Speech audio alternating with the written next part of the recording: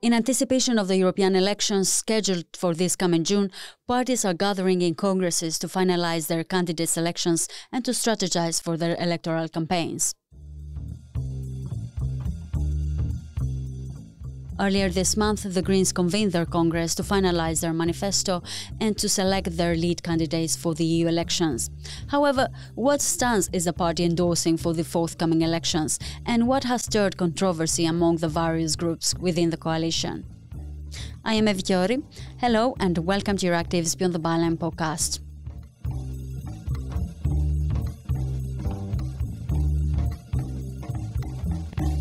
The European Green Party has reaffirmed its commitment to support farmers and has agreed to advance the EU's climate neutrality and fossil fuel phase-out targets in a bid to counter right-wing attacks on the party and the Green Deal. Euractiv's network journalist Max Griera travelled to Lyon to report on the behind-the-scenes of the Congress. So, Max, what was the general feeling that you got from the conference?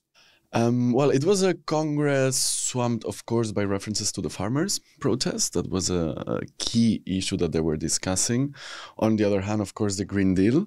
I think since the far right is growing a lot and we have mainstream parties such as EPP wanting to backpedal on certain key Green Deal legislation, I think the Greens in this Congress especially put an emphasis on the need to defend this. And this was their biggest conference so far, according to Melanie Vogel, the Greens advisor on constitutional affairs. It's the biggest Congress we ever had in the history of the European Green Party. It is important because it is the electoral Congress before the European elections, and the European elections this year are probably the most important European elections we ever had. Why we're doing this Congress? Basically, we're doing three things. The first one is to decide on our platform. So it's what we want to see happening in the EU in the next 5 years. The second thing was obviously to elect our leading candidate, who will be the faces of the campaign. So you could also see that, right? To see all the delegations from all over Europe coming together and finding these common points to keep fighting in the end for climate. And polls show that the Greens are declining and are set to probably become the sixth force in the European Parliament. How is this being handled internally from the party? What reactions did you get on that?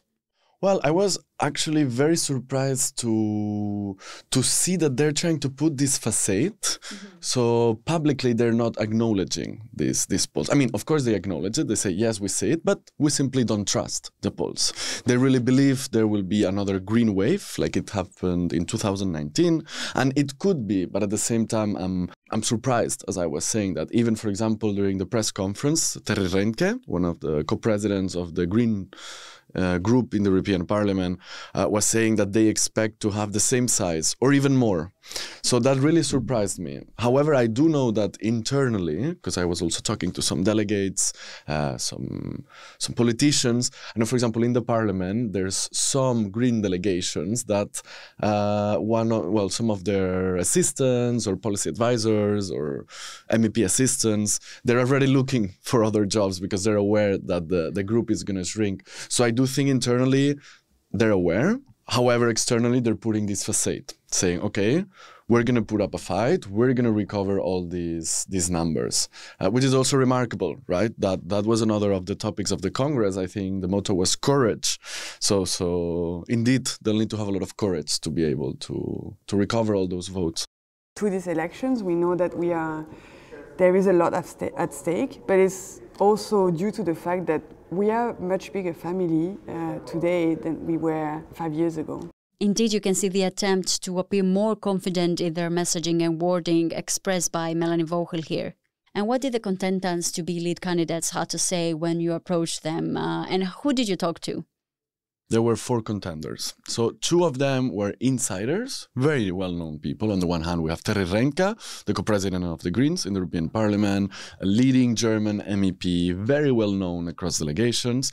Then we have Bas Eickhout. He's from GroenLinks in the Netherlands. He's also a very senior MEP. He's been in the Parliament for 15 years already. And he was already lead candidate in the 2019 elections. So these were the most known profiles. And on the other hand, we had 2 outsiders, let's say. So on the one hand, Elena Pinto was the candidate from Latvia's the Progressives. This party is one of the parties that have been recently added in the party in this southern and eastern expansion they've been undergoing. She has a very international profile because even though she represents Latvia, she's been living in Luxembourg for a while, working for the Commission. So she represents this more Europeanized profile. And then lastly, we have Benedetta Scuderi. She is one of the co-spokespersons of the Young European Greens. She represented, let's say, the southern voice, the youth voice, since she's part of the Young European Greens. We needed youth voices into the political scenario, and youth voices not just to be part or someone that you can talk to and you can engage sometime, but it's actually youth voices at the forefront of the campaign. Because we saw in 2019 the youth pushed the agenda and made us Green especially have an amazing result. Said Benedetta Scuderi, one of the contenders for the candidacy. I really tried to talk to all of them to see a bit, well, before and after the election, to see a bit their feelings, their thoughts, their vision also for the Green Party. What was the reason the Greens decided to open up the race and to add 2 external candidates?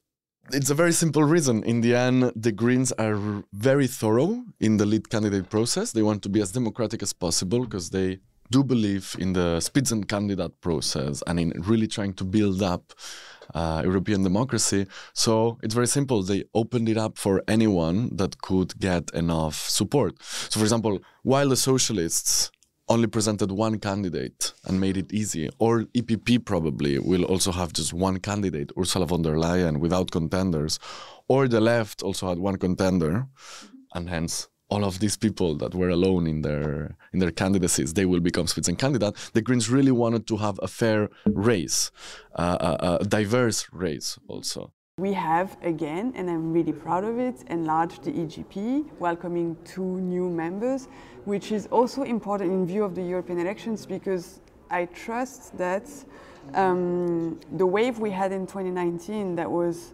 mostly happening in the west and in the north will geographically expand in 2024. That was a real commitment from the EGP since I joined the leadership to develop the green movements and projects in the south and in the east. Melanie Vogel mentioned.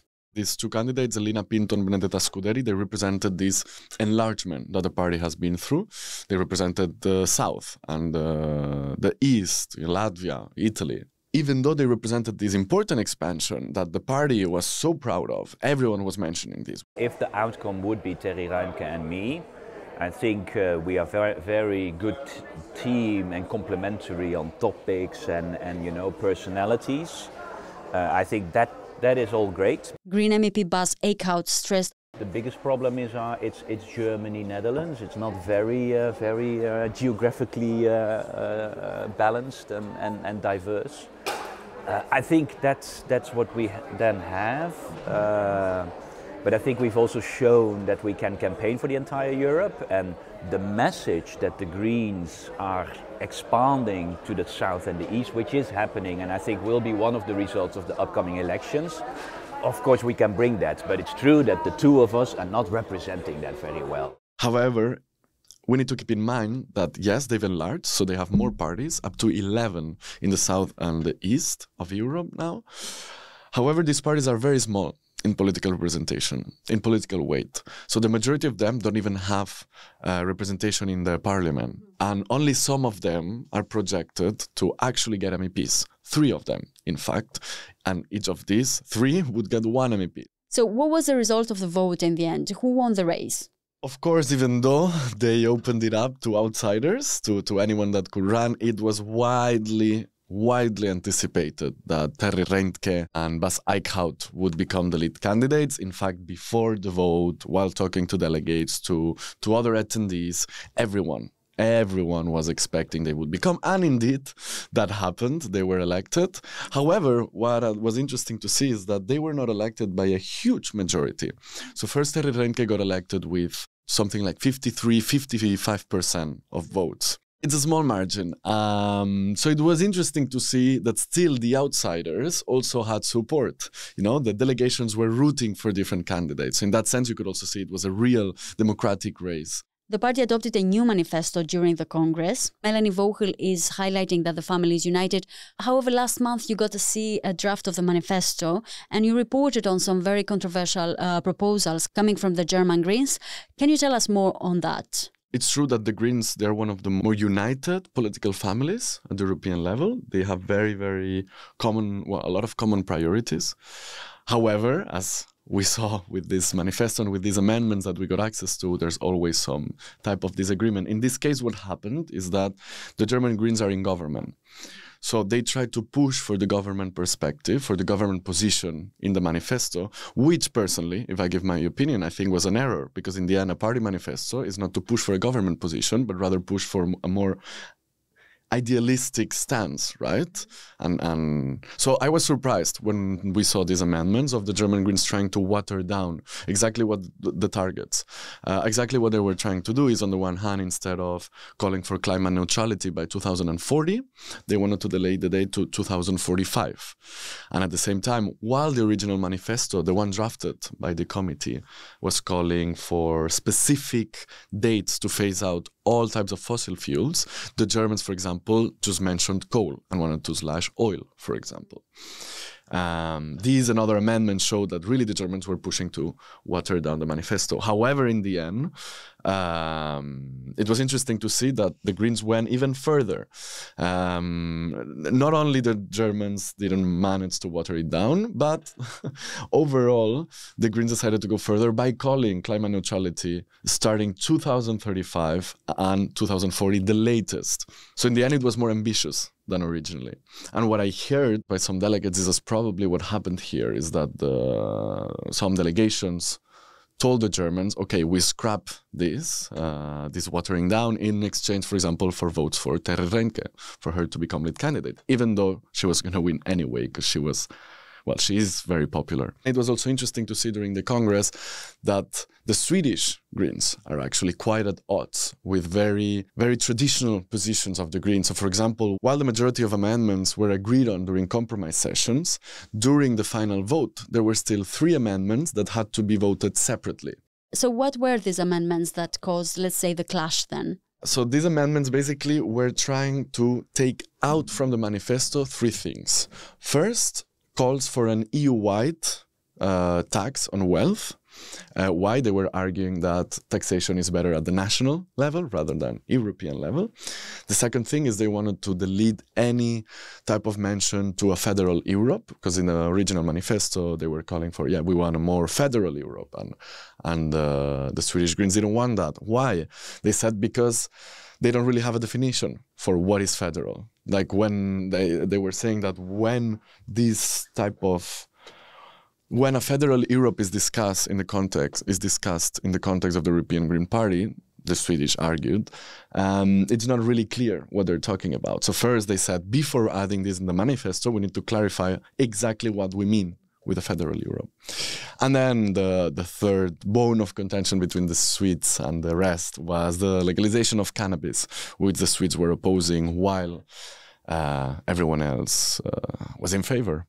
And in fact, all these amendments, of course, got rejected by a huge majority. The Greens have been playing a big role in crafting the Green Deal. And it seems that Commission President Ursula von der Leyen is showing signs of retracting support for key green policies. And the European People's Party, EPP, is pushing for revisions to Green Deal legislation. What are your predictions for the future trajectory of these developments? With the developments we're seeing in the right-wing side of the political spectrum, right? ID and ECR are growing so much.